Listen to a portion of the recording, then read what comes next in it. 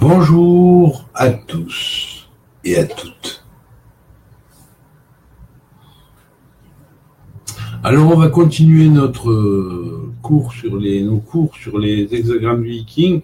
Donc je mènerai en parallèle des cours sur les hexagrammes du Viking pour mettre le rapport avec la Torah ainsi que et la Kabbalah en particulier bien sûr. Et sur le fameux livre du Tao Te Ching de Lao Tse. Donc là, aujourd'hui, c'est le I Ching, et on va étudier aujourd'hui l'hexagramme 14, qui s'appelle l'intelligence, la réussite.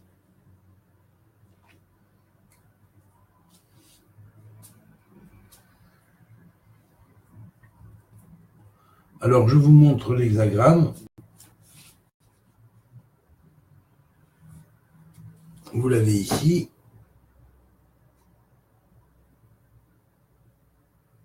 Ou vous l'avez là.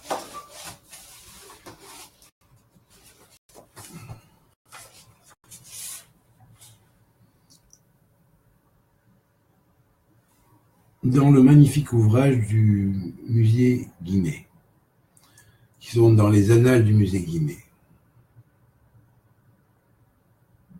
Voilà. Alors, cet hexagramme donc s'appelle ainsi, c'est-à-dire qu'il s'appelle l'hexagramme de l'intelligence et de la réussite. Le nom chinois est Tahei Yahu. Tahei Yahu. Tahei Yahu. Yahu.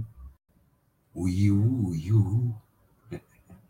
C'est proche. Alors bien sûr, il est formé de Li en haut. Vous voyez Li, l'hexagramme Li en haut, ici, et l'hexagramme Kien en bas. Voilà. Je vous le rapproche un peu. Voilà. Alors, bien sûr, on va voir d'abord la correspondance avec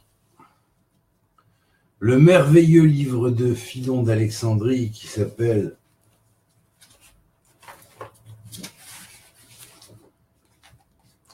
Code d'Éthérius, dans lequel il rapporte le codage ou l'encodage du Tanakh en disant que c'est un livre de la Torah, et du Tanakh aussi, en disant que c'est un livre allégorique avec une massorette qui avait été transmise de la part de ceux qui venaient de Qumran, donc il ne citait pas Qumran, mais il dit les Esséniens, qui étudiaient donc avec les Sadducéens, tels que les textes de Qumran l'ont prouvé par la suite.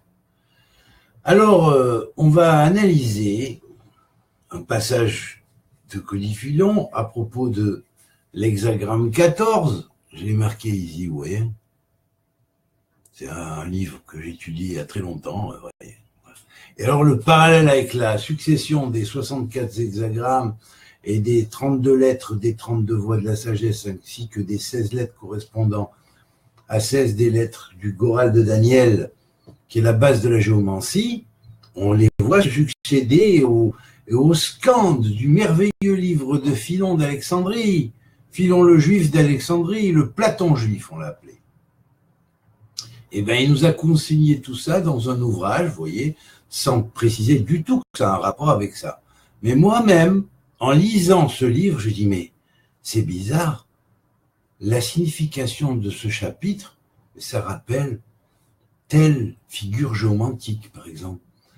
La signification de ce paragraphe rappelle la signification de telle figure géomantique de l'oracle de Daniel et des correspondances qu'on donne en dehors de l'oracle du prophète Daniel, comme transmise par la tradition, sur la tradition dite géomantique, qui est la base du reste de l'Urim Vetumim, parce que l'Urim Vetumim, c'est soit les figures sont à 4 niveaux, et alors les deux figures, la plus mince et la plus épaisse, si on pourrait dire, 1, 1, 1, 1 et 2, 2, 2 et 2, eh bien, ça forme en tout 12. Eh bien, quand on associe la figure de commencement à la figure de fin, on s'aperçoit qu'on a l'exacte figure du pectoral du grand prêtre. Et donc, tout ça, c'est des lettres. Ça représente la clé de l'Urim et Thummim. Alors, bien sûr, la prolongation de ces 16 multiplié par 2 donne 32 voix de la sagesse. Vous voyez ? Puis, de là sortent 64 figures qui vont être les figures du Viking apparues à peu près à l'époque de l'exil des 10 tribus, notamment en Chine où ils sont arrivés déjà à peu près au 5e siècle avant l'ère chrétienne. Et quand à l'époque de Marco Polo, il y a eu les premiers contacts entre l'Europe et la Chine, et qu'ensuite le Vatican a commencé à envoyer les archevêques et les curés pour convertir les Chinois, et qu'ils ont parlé avec les Chinois, et ils leur parlaient de la Bible, qu'ils ont dit que c'est la Bible, ils disent la Bible, c'est les Hébreux, ils appelaient ça la Torah dans l'Ancien Testament. Ils disent, ah ben la Torah on connaît, mais après on connaît pas. Voilà. Ah bon, vous connaissez la Torah ? Alors ils leur ont répondu, mais bien sûr qu'on connaît la Torah. Ça fait plus de 500 ans avant le commencement de votre ère qu'on connaît la Torah. De votre calendrier qu'on connaît la Torah. Les Juifs étaient présents, enfin les enfants d'Israël étaient présents parmi nous depuis le 5e siècle, avant donc l'ère chrétienne. Et donc ils ont importé avec eux aussi des connaissances qui étaient des bases de connaissances d'un judaïsme oublié. Et puis ensuite, bon, il faut savoir que Poïl est de la même époque à peu près. Hein. Et puis après, on va voir que en ce qui concerne les fameux hexagrammes du Viking, les skandes de Philon vont parfaitement aller dans le sens de chacun des hexagrammes et dans l'ordre. Alors là, je dis là, il y a quand même anguille sous roche. Soit Philon était un grand petit cachotier, soit il avait reçu une Kabbalah qui est au-delà de ce qu'il a voulu montrer au travers des parallèles qu'il faisait avec la philosophie grecque universelle traditionnelle qui est partie par le biais de Japheth et qui est arrivée jusqu'aux grands philosophes qui sont les présocratiques, hein, qui étaient tous des gens qui étaient droits et fidèles à la philosophie, et une philosophie qui était une quête de la sagesse, chose qui n'avait plus rien à voir avec ce qui est venu après, lorsque on a élaboré le soufisme à partir d'Alexandre, puisque c'était Aristote qui était le maître d'Alexandre, et donc il y a eu association un petit peu déjà avec la politique, et puis la théorie des sophistes est entrée progressivement dans la Grèce antique, et tous les grands meneurs l'ont utilisé pour la politique. Donc on utilisait les termes du raisonnement et de la philosophie pour la politique. Voilà. Donc, il faut bien se dire qu'il y a une racine commune à toutes les traditions et que toute cette racine, elle est dans la tradition primordiale qui a été adaptée par Hanor, le grand initiateur, à l'origine de l'ère adamique, quelque temps après le commencement de l'ère adamique, puisque Hanor est né en l'an 700 de l'ère adamique, donc ce qui fait moins 5078 ans en arrière. Quand il est arrivé à l'âge de 48 ans, à peu près, il a commencé son travail en tant qu'initiateur du monde, et il a pris des noms multiples selon les peuples qu'il initiait. Il propageait la science des calendriers, telle qu'il avait pu la recevoir déjà depuis Adam par les connaissances adamiques, et les connaissances de Seth. Alors je vous renvoie tous, hein, et attachez-vous aux livres anciens et mettez-les avant les livres qui sont venus après, s'il vous plaît, parce que sinon, vous ne pourrez pas comprendre bien les livres qui sont venus après. Et ceux qui vous enseignent à partir des livres venus après et qui ne considèrent pas ou qui n'ont pas vu les livres qui étaient avant, ben dites-vous bien que leurs propos, ils sont quand même à mettre avec un point d'interrogation au-dessus. Voilà. De la même manière qu'aujourd'hui on dit au judaïsme, au christianisme, oui mais attendez, vous ne pouvez pas enseigner, interpréter ça comme ça, après tout Jésus il était juif, c'est ce qu'on dit au Noachide. Jésus était juif, donc vous devez retourner un petit peu plus ou moins aux racines.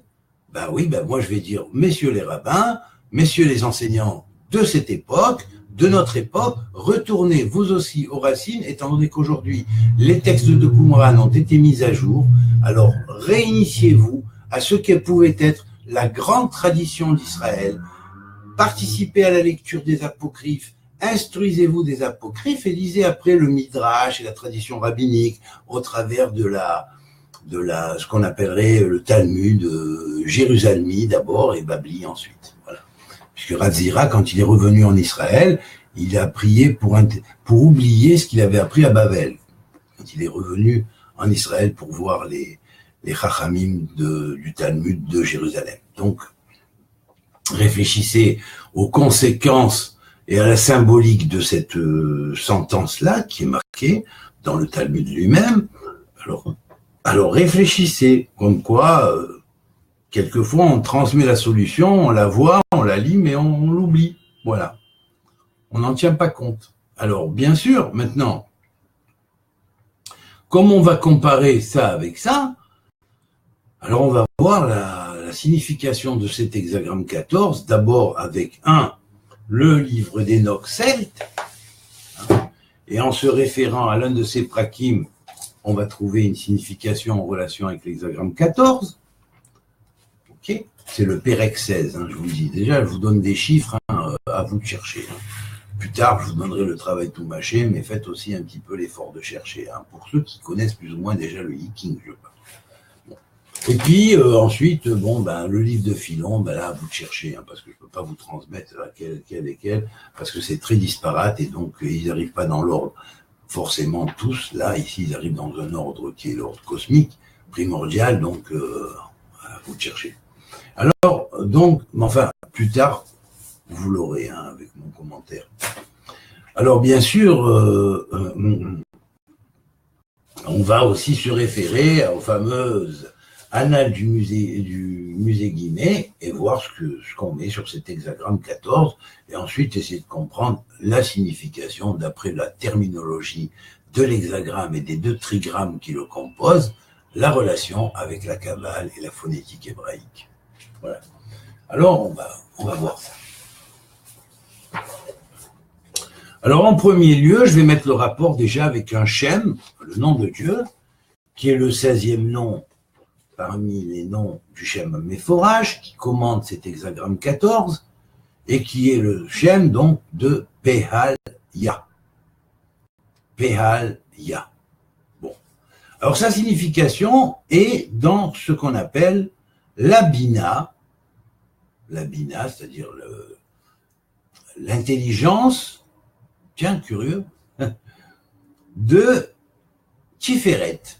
Tiferet qui est la beauté et l'harmonie. Alors, la fonction de ce nom, elle se trouve, voici mon tableau, dans l'intelligence, vous voyez ici, Bina, là, Bina, de Tiferet.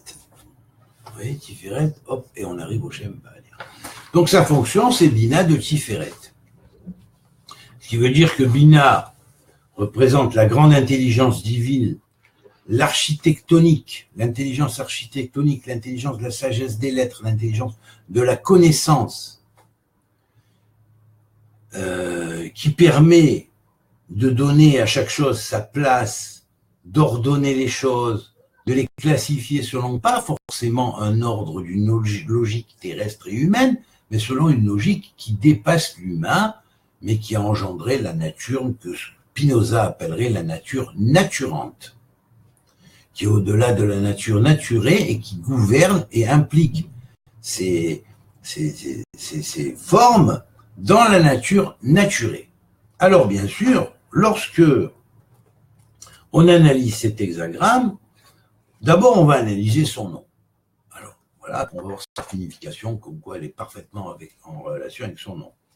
Alors bien sûr, la signification de l'hexagramme, bien sûr, alors là, ça va parfaitement avec Bina de Tiferet, puisque le nom de l'hexagramme, c'est l'intelligence, la réussite. Or, Tiferet, c'est la réussite aussi, puisque c'est l'alchimie.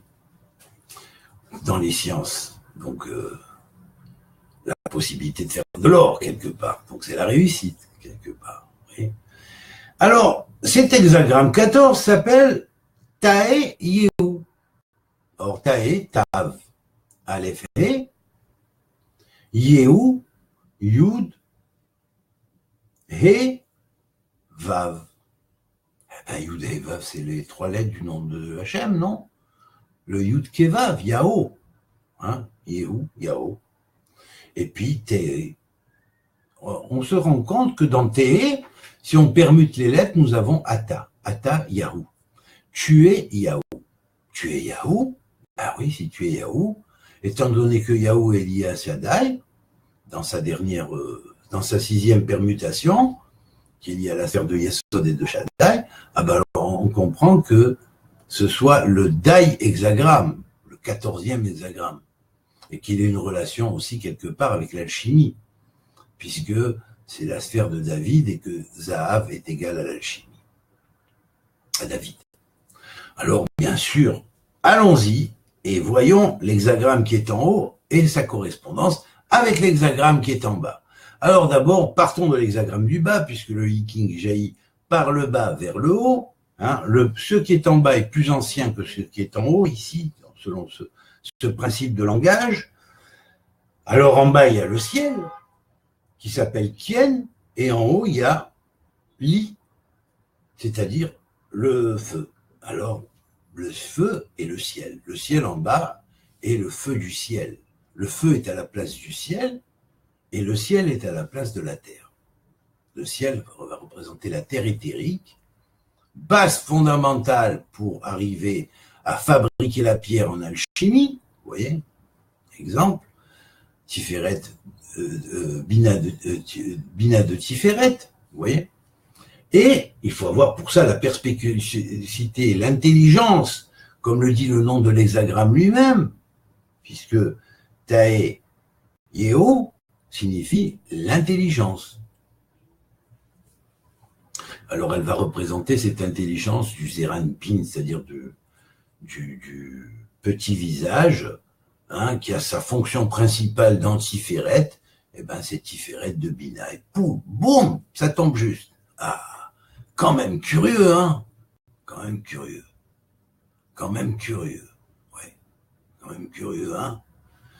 Et alors là, on va aller maintenant dans la signification elle-même de cet hexagramme. Alors, il représente l'ordre parmi les hexagrammes. Les êtres doivent certainement faire retour vers celui qui s'unit aux hommes. C'est pourquoi, car celui qui s'unit aux hommes, un philosophe a dit donc, celui qui s'unit aux hommes est celui vers qui les êtres font retour, et c'est la raison pour laquelle le Kwa Tao Yehu suit immédiatement le Kwa Tong Jen. Il est donc composé de ce Kwa simple, qui est le Kwa du feu placé au-dessus du ciel. Alors le ciel est à la place de la terre et le feu est placé à la place du ciel. Donc ça veut dire que c'est une Torah de feu qui va être dévoilée et qui va sortir pour enseigner. Alors voyons la signification de ce Kwa, hein, de cet hexagramme. Hein.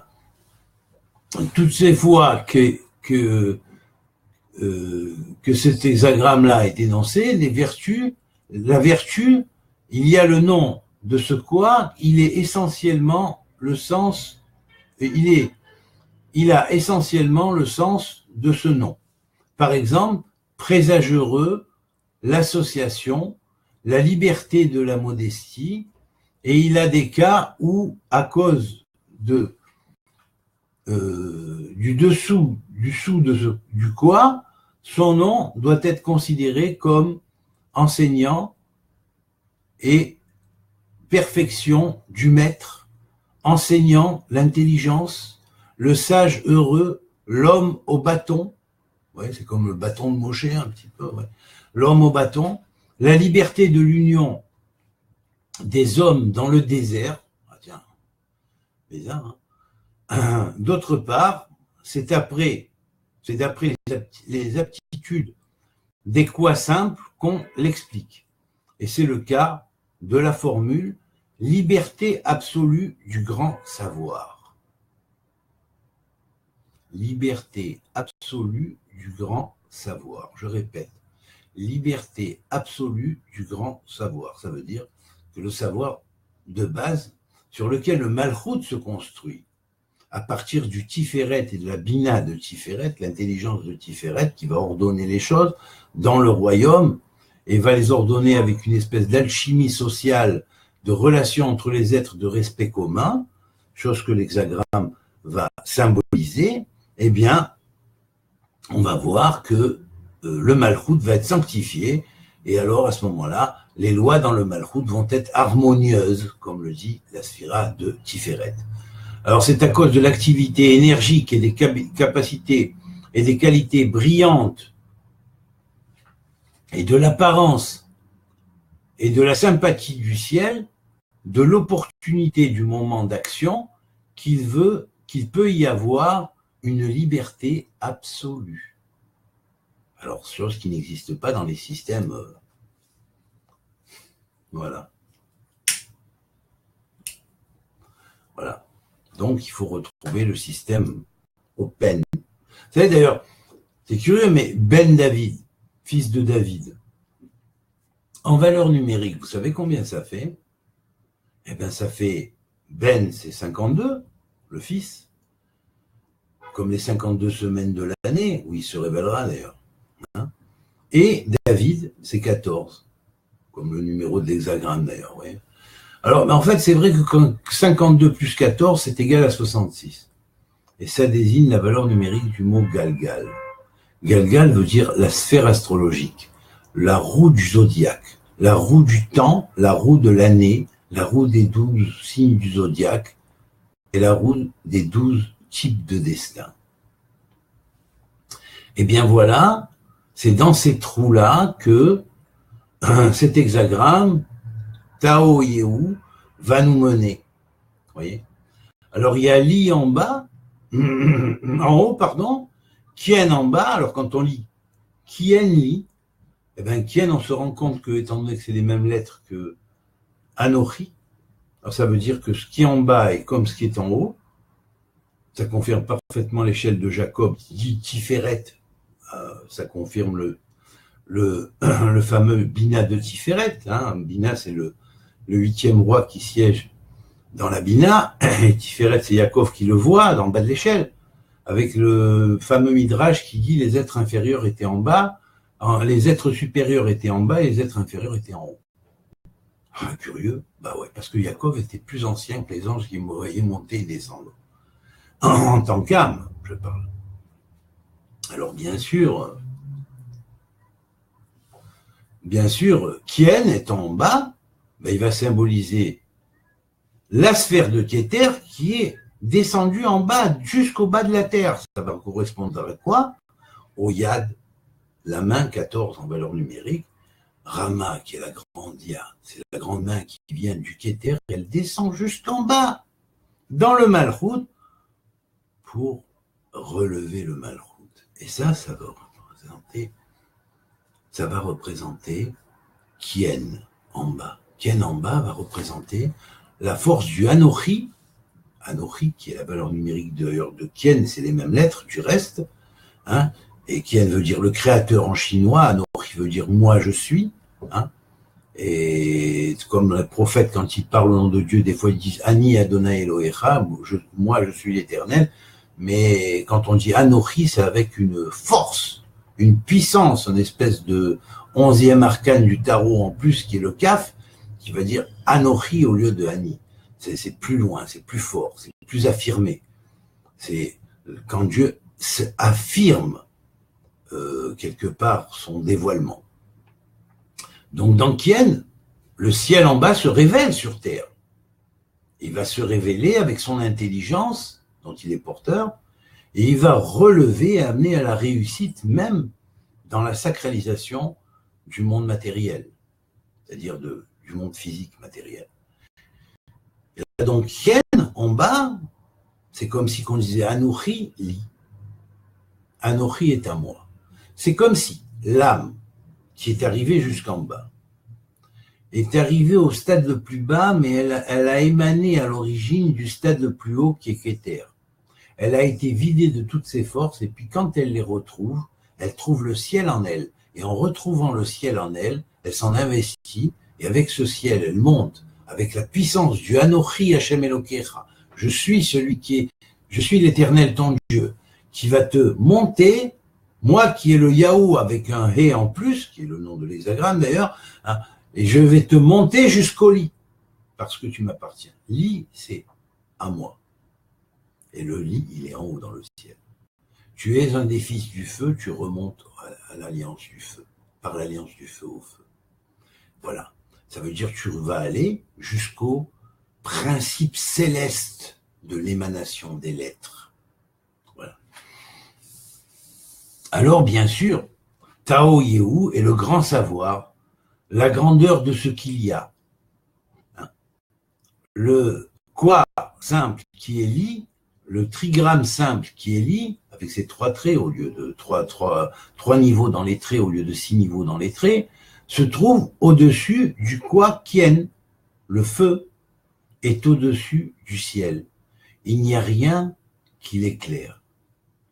Et il n'est rien qui n'éclaire. Ça veut dire que chaque point est éclairé. De plus, le 5e trait, exerce, le 5e trait unique, qui est un trait yin, c'est le seul trait yin qu'il y a parmi tous les traits qui sont yang, regardez bien. Vous voyez le 5e trait en partant du bas vers le haut, en or rosaire, en lumière retournante vers sa racine, eh bien, vous avez un trait yin. Et ce trait yin va signifier que dans la Gevura, il y a une ouverture.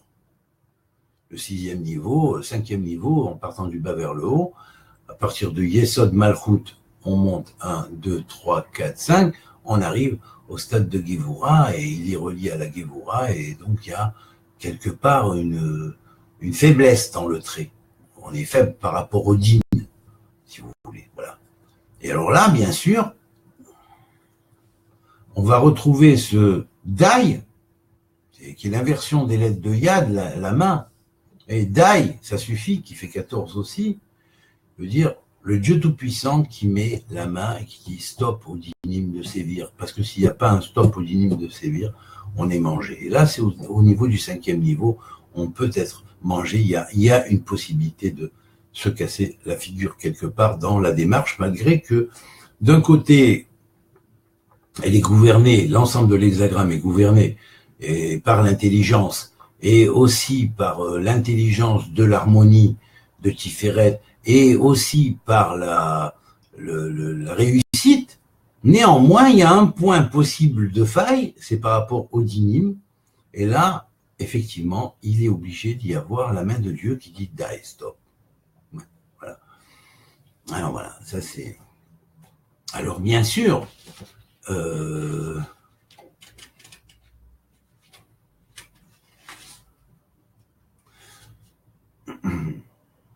occuper le rang, un rang prééminent et être sympathique au ciel, c'est la voie qui comporte la liberté d'action et d'expansion. Celui qui consulte le sort possède ses vertus, ce sera un grand bien et il jouira de sa liberté d'action. Celui qui tire par l'oracle mystique cet hexagramme et y arrive à cet hexagramme, ça lui prévoit une certaine liberté d'action avec un soutien d'en haut. Et voilà. Donc le sort possède, surtout s'il possède ses vertus qui sont décrites ici.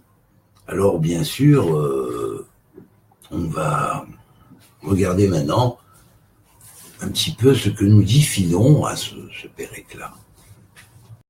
Alors c'est pourquoi, regardez, Philon choisit quand même pas n'importe quel paragraphe, c'est le 7e paragraphe qui est le paragraphe de Bina, hein, on en a parlé ici quand j'ai parlé du Shem qui est relié à cet hexagramme, du nom de Dieu qui est relié à cet hexagramme. Et il dit comme ça, c'est pourquoi, lorsque Moïse bénit Lévi, qui est le symbole de la prêtrise, la base de la prêtrise et des prêtres, des Kohanim et des Lévites, origine des prêtres, des Kohanim et des Lévites, il ajoute après bien des choses admirables. Il a gardé tes oracles et observé ton alliance. Alors je répète, il a gardé tes oracles et observé ton alliance. Il a gardé tes oracles, c'est l'Urim et Tumim.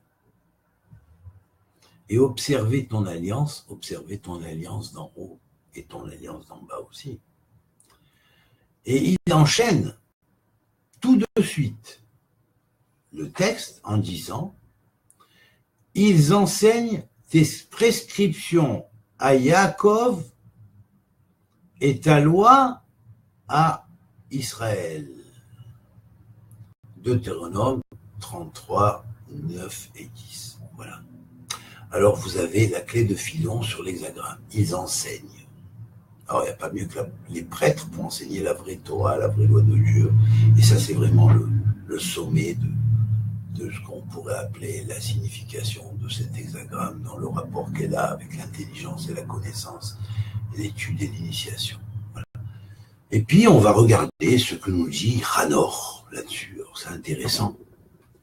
Dans le PRR qui est relié à cet hexagramme, voici ce que dit Hanor. Alors c'est un peu long, je ne vais pas vous lire tout le texte, je vous abrège. Alors la lune, et de la lune, ils me montrèrent un autre décompte. Il parle des anges qui ont à la base initié Hanor. Le premier ange qui était Auriel lui a fait le contact avec les autres anges, et ensuite est venu l'ange qui lui enseignait pour l'un l'astronomie, pour l'autre l'alchimie, pour l'autre telle science ou telle science. Voilà. Et donc Hanor a reçu, donc c'est l'ancien, c'est toute la base de la véritable transmission du message du peuple d'Israël se trouve là. Alors bien sûr, et la lune, et de la lune, ils me montrèrent un autre décompte. Les deux hommes me montrèrent, les deux hommes, c'est-à-dire les deux anges de la catégorie des Ishim, on pourrait presque dire des extraterrestres, des civilisations avancées du royaume, bien sûr. Pas ceux, comme on va dire un jour, un rabbin complètement de premier niveau qui a trouvé son certificat de rabbanout dans un paquet de bonux, hein, et alors il dit ça chose, ah non, attention, n'allez pas à son cours parce qu'il dit que c'est les martiens, les petits hommes verts, c'est pareil, qui ont apporté la Torah sur la terre. Ben, je vois pas du tout le rapport avec ce dont moi je parle. Pas du tout. Donc je laisse cette personne avec sa conscience et la propagation de ses ragots. Hein, simplement, je suis obligé de, quand même néanmoins, de souligner la chose. Tant plus que ces mauvais bruits se sont fait répandus un peu partout. Ceux-là et d'autres d'ailleurs, qui sont des faux bruits d'ailleurs. Alors, et de la lune, ils me montrèrent, les deux hommes donc, me montrèrent tous les mouvements et tous les circuits. Et ils me firent voir ces portes. Alors là, ce qu'il appelle des portes, il utilise le langage archaïque, symbolique, hein, qui est un langage très hermétique qu'on va retrouver plus ou moins dans aussi le corpus hermeticum, ou dans le livre de Thoth, ou même dans ce fameux tarot qui est issu de la Torah, hein, en tant que livre de Thoth à l'origine, et je ne parle pas du tarot spécialement de Marseille, bien que bon, ils ont essayé de garder certaines bases. Moi, je parle du tarot égyptien premier, primordial et originaire. Voilà. Alors, ils me montrèrent 12 portes vers l'Orient en couronne et 12 portes vers l'Occident en couronne, par lesquelles se lève et sort la lune selon les temps habituels, par la première porte de l'Orient. Alors bien sûr, là il parle des portes, 12 de l'Orient et 12 de l'Occident, ça a relation avec les fameuses méridiens, 24 méridiens pour les heures du jour. Mais ça c'est dans la circulation du soleil qui tourne. Soleil qui tourne autour de nous en mouvement apparent parce que la Terre fait un tour sur elle-même, en mouvement réel, hein. Mais évidemment, il passe ensuite à l'explication des 12 grands sentiers, des 12 grandes portes. Et les 12 grandes portes sont les jours par rapport auxquels, selon les 12 mois de l'année, le soleil va parcourir ces 12 secteurs dans le courant de l'année, alors que la Lune va les parcourir en un mois. Alors, et elle va avoir 28 demeures. Chaque mois, elle va marquer 28 points. Alors, 28 points, il y en a 24 qui sont en relation avec les 24 points de méridien, et il y en a 4 autres supplémentaires qui sont 4 portes qui font arriver au chiffre 28, qui est la décomposition symbolique du mois lunaire en 28 secteurs, telle qu'elle est connue dans l'astrologie lunaire des anciens. Alors, bien sûr, il dit comme ça, il dit par la première porte de l'Orient, pendant 31 jours sûrement. 31 jours sûrement. Et par la deuxième porte, 36 jours sûrement. Par la troisième porte, 30 jours. Par la quatrième porte, 31 jours. Par la cinquième porte, 30 jours. Et par la sixième porte, pendant 30 jours. Septième porte, 31 jours. Huitième porte, 30 jours. Ainsi de suite. Bon, il continue jusqu'à la fin. Et il va terminer à la 12e porte. Il dit la 12e porte, 28 jours seulement. Bon, alors, il y a une relation avec les 28 maisons lunaires. Il le fait que pour un mois. Et puis, en fait, ce mois-là, et en fait, chaque mois, c'est les 28 sections lunaires. Alors, ensuite, il dit, comme ça, il va continuer en disant, et ainsi également, par les portes de l'Occident, et il trouve le rapport aussi avec les 22 dans les jours, hein, et le nombre des portes de l'Orient, ainsi pour les portes de l'Orient, elles sont franchies comme ça, selon le nombre 28, et le nombre des jours du mois, des 12 mois lunaires additionnés qui vont donner 364 jours. Et il décrit donc 364 jours qui font la base d'un calendrier sacré. Donc il fait allusion au fameux calendrier qui après est devenu le fameux calendrier essénien, hein, en 364 jours, 52 semaines exactement. Donc on comprend le rapport de l'année avec le nom de Ben, le fils. Hein. Le fils de Dieu, c'est celui qui se rattache à la Torah des enfants de la lumière. Et puis donc il tient compte des écrits esséniens, surtout maintenant qu'on les a retrouvés.